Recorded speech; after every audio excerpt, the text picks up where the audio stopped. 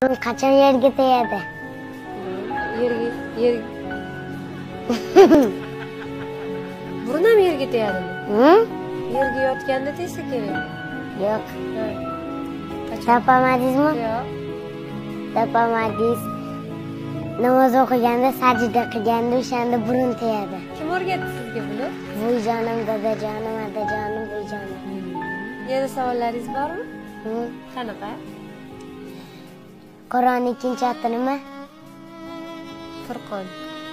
Laqabi-chi? Qur'onning laqabi bo'lmaydi. Bo'ladi? Yo'q. Ayting? Majid. Nechinchi yilda yozilgan? Buni ham bilmayman.